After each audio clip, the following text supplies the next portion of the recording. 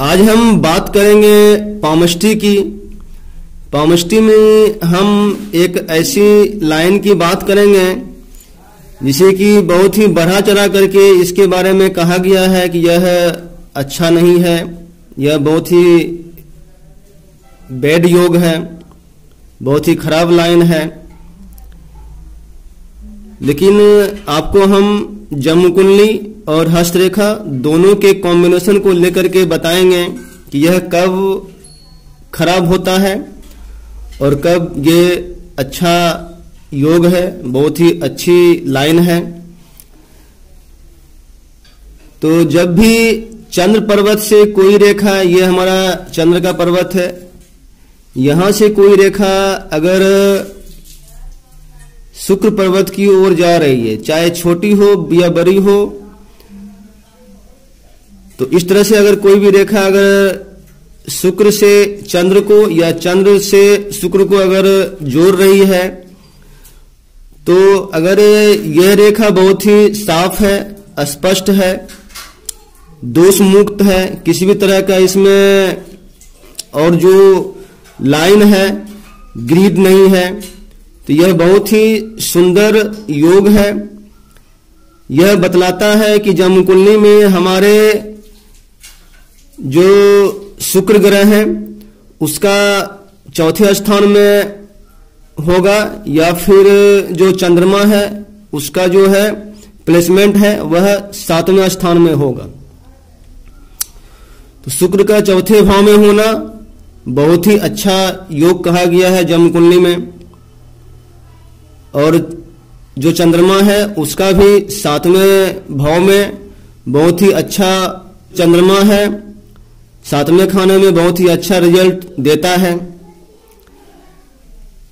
महालक्ष्मी योग, लक्ष्मी की अवतार ऐसा कहा गया है। और शुक्र जब चौथे खाने में हो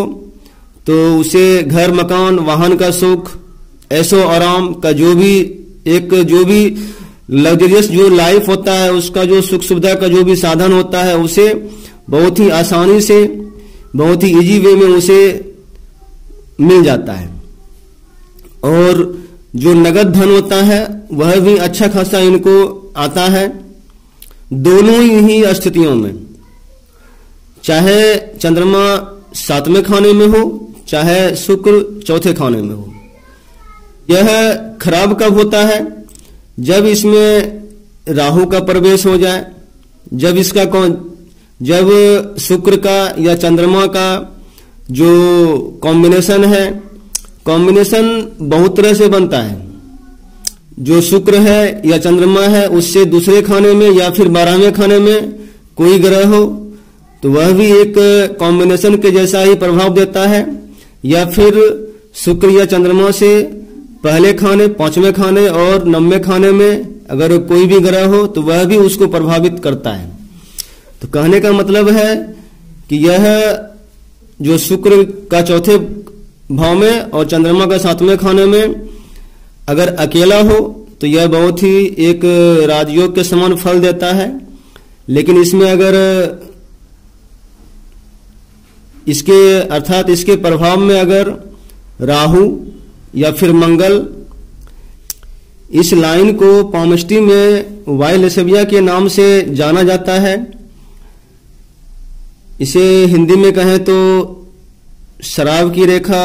शवाब की रेखा और भी बहुत से कई नाम हैं, लस्ट की रेखा, लस्ट लाइन, जो कि बतलाता है कि जातक बहुत से जो बुरी लत हैं उसमें पड़ जाएंगे और इनका जो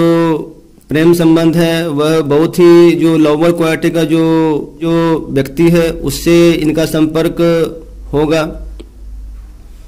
शराब और शवाब में ये डूबे रहेंगे।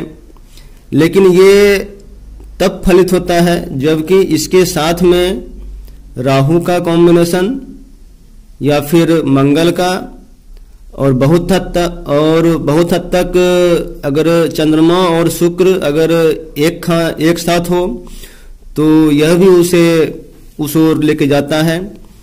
और शुक्र के सेंस में अगर शनि के साथ में शुक्र हो तो इस तरह से यह जो योग है बहुत ही खराब हो जाता है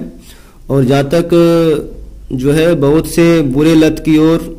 बहुत से बुरी लत के शिकार हो जाते हैं। तो कुल मिला के कहने का मतलब यह है कि यह जो लाइन है यह व्यक्ति को रुपया पैसा खूब देता है, घर मकान वाहन जो लग्जरियस लाइफ है उसका सुख अच्छा खासा देता है और साथ में वह रुपया उड़ाता भी बहुत है। जन्मकुंडली में शुक्र अगर चौथे खाने में हो तो कोई जरूरी नहीं है कि यह लाइन उसके हथेली में होगा ही, यह लाइन उसके हथेली में नहीं भी हो सकता है। शुक्र चौथे वाले का और भी जो लाइन है हथेली में वह भी आता है, या चंद्रमा से कोई भी लाइन है इसको अगर आके टच कर रहा है या काट रहा है, या फिर जीवन रेखा से कोई जो लाइन है वह आकर के यहाँ पर इसके मिल रहा है या काट रहा है तो फिर जातक सब कुछ बर्बाद कर देगा और खुद का भी जो हेल्थ है वह जातक अपने ही खुद हाथों से बर्बाद करेगा, धन संपत्ति भी और साथ में जो अपना स्वास्थ्य है वह भी। ऐसे भी जिस देश में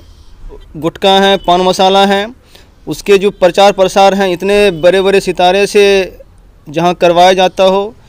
तो लोगों के माइंड में भी यही आता है कि शायद ये गुटखा उसे बहुत ही ऊंचाई तक लेके जाएगा, सफलता का द्वार खोलेगा।